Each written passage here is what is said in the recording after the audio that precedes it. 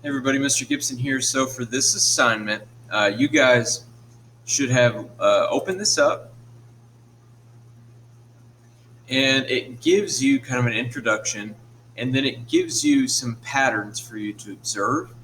It gives you like the chemical formula for different ionic compounds and then their names. And the goal of this was for you to develop what you thought the rules were for naming ionic compounds. So what this video is going to do is simply going to go over what the rules actually are so that you can compare them to the rules you developed, because down here in the analysis it asks you to compare the rules you developed with the real rules. So I'm going to give you the real rules so that you can answer these questions. Okay, so if you look here, you've got potassium and chlorine, and the compound name is just potassium chloride.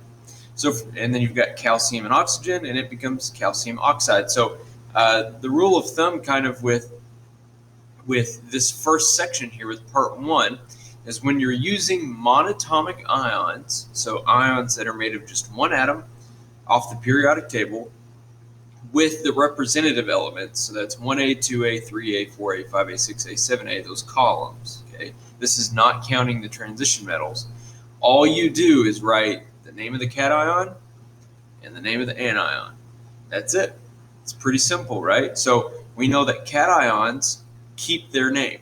So when you see potassium, you know it's just going to stay potassium.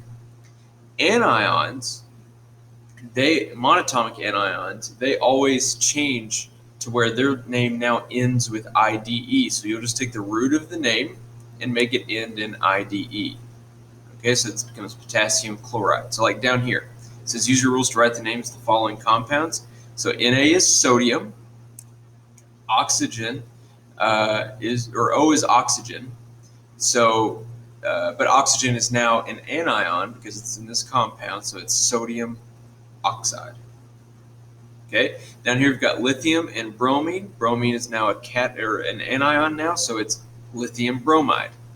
11 would be cesium phosphide. Okay, and if you mess up and accidentally put the IDE in the wrong place, I'm not too worried about it.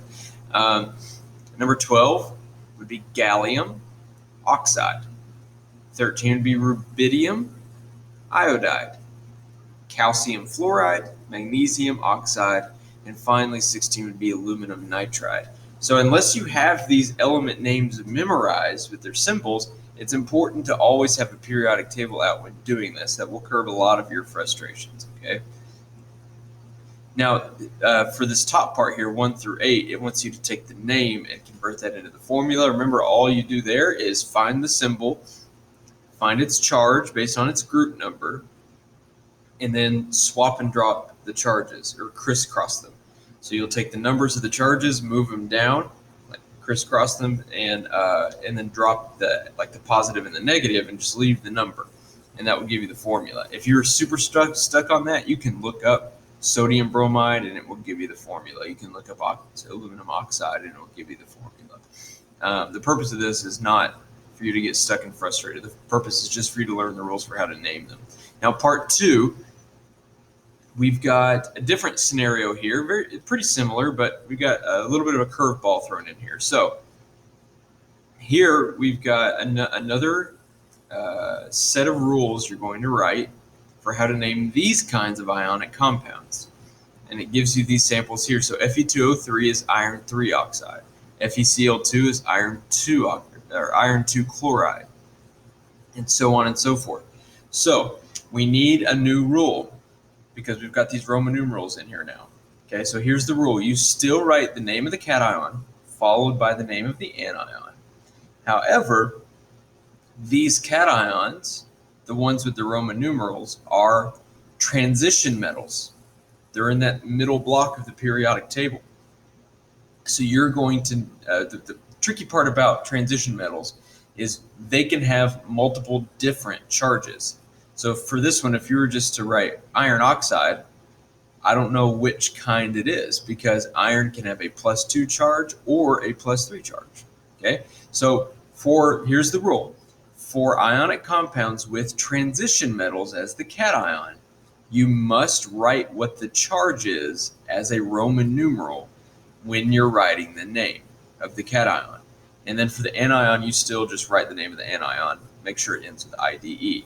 So, for example, down here, manganese is Mn, F is fluoride.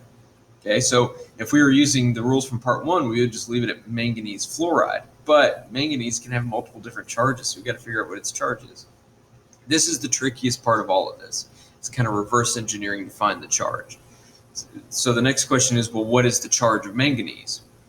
Well, what is the charge of fluoride? Fluoride is in group 7A, that last column. Therefore, it has a -1 charge. And we have 2 of them. So what's -1 times 2? Well, it's -2. So that means overall, this ionic compound is going, the negative charge in it is -2, because we've got 2 fluorides. Each one has a -1 charge. But remember, the rule of ionic compounds is when you add the charge of the cation and the anion, the net charge, the overall charge of the whole compound has to equal 0. It has to cancel out. So if the overall charge of the anion is -2, what does the charge of the cation have to be in order to cancel out the -2? Well, it's got to be a +2. So that tells you manganese here has a +2 charge. So when you write the name, it would be manganese 2 in Roman numerals, fluoride. Okay, not the most difficult thing in the world, but also not super easy. There's a couple of steps to this. All right, let's try this one, number 10. We've got PbS2. Pb is lead, S is sulfur, but it's an anion now, so it's going to be sulfide.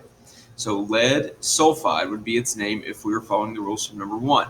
But lead needs a Roman numeral. It can have multiple charges. So we've got to figure out what the charge of lead is before we write its full name. Well, to figure that out, you got to figure out the charge of the anion. So sulfide, S, is in group 6A, so it has a -2 charge. But there are 2 of them. So overall, what is the negative charge of sulfide here? If there's 2 of them and each one has a -2 charge, -2 times 2 would give us a -4.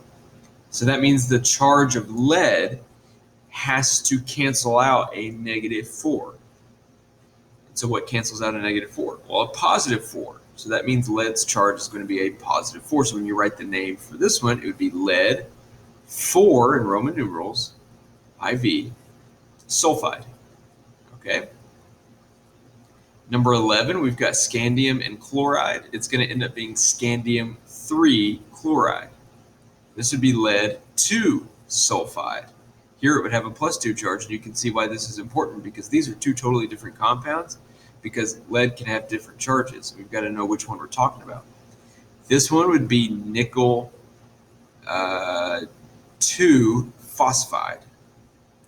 This one would be, now this one, we've got cesium, or cesium, however you want to pronounce it, sulfide. This is tricky, because look at the periodic table and find cesium. It's not a transition metal. It's in group 1. And they always have a +1 charge. So we don't need to write the Roman numeral because we always know the charge. This rule only applies for the transition metals. So this would just be cesium sulfide. This one, magnesium, same thing. It's in group 2. It always has a +2 charge. So this one's just magnesium iodide. Now number 16, we've got to use the Roman numeral because copper, Cu, is a transition metal. So it's just copper selenide, because this is selenium. Selenium has a -2 charge. So to cancel that out, copper must have a +2 charge. So it's copper 2 selenide. Okay, so that's the rules for part 2. Part 3, it all follows the same rules, except in this case, we're using polyatomic ions. So the names aren't always going to end in IDE, because sometimes they'll have weird formulas like PO4 or SO3 or NO3. So here it's the exact same rules as 1 and 2.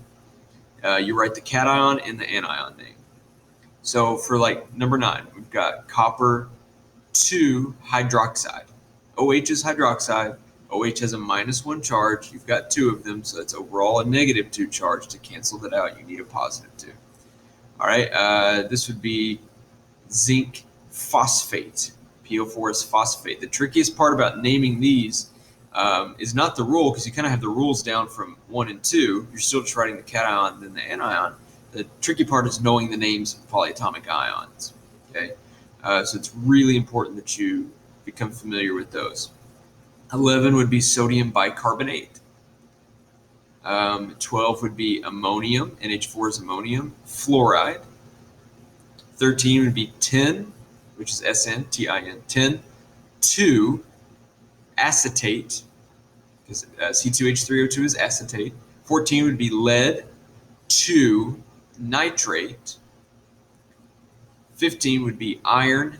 2, carbonate, because carbonate, CO3, has a -2 charge. To cancel that out, iron would need a +2 charge. And number 16 is just magnesium sulfate. Okay, so hopefully you watched this video to check your answers and to check the rules. You can answer these questions here. And then when you're done with all of this, you can turn this in. If you guys are confused at all or need any clarifications, feel free to email me or post a comment on the assignment that I can respond to, because I don't want you guys to be confused. This is not the point of this is not to confuse you. It's to help build your confidence. So if you need help, just let me know, and good luck.